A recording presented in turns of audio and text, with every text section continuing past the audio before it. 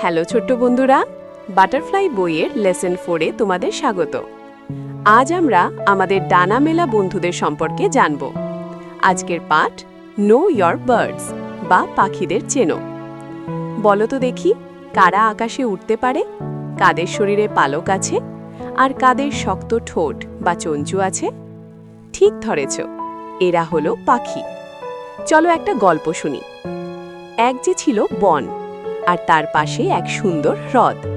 সেখানে থাকতো এক গর্বিত ময়ূর।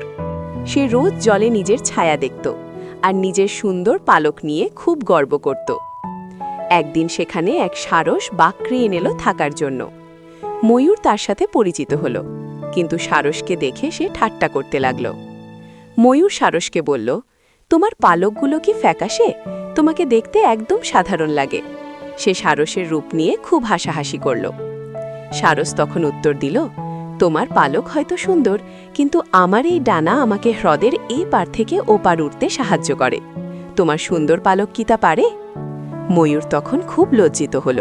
সে বুঝতে পারল রূপের চেয়ে গুণ বড়। সে চুপচাপ সেখান থেকে চলে গেল। এসো এবার পাখিদের কাজ সম্পর্কে জানি। বাবুই পাখি বা উইভার বার্ড খুব সুন্দর বাসা বুনতে পারে। তারা খুব দক্ষ কারিগর। আর এই দেখো প্যাঁচা। প্যাঁচা রাতে দেখতে পায়। দিনের আলোয় এরা ঘুমায়, কিন্তু রাতে শিকার করে। শকুনি বা ভালচার আকাশে অনেক উঁচুতে উঠতে পারে। এরা অনেক দূর থেকেও খাবার দেখতে পায়।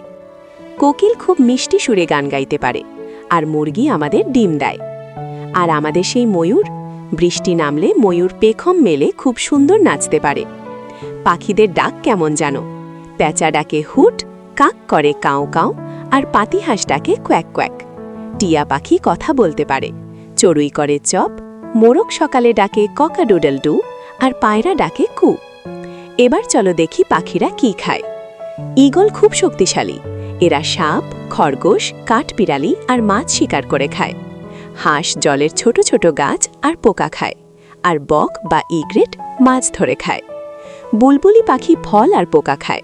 হর্নবিল বা ধনেশ পাখি টিকটিকি আর ফল খায়, আর ময়না ফল, সর্ষে দানা আর ফড়িং খায়।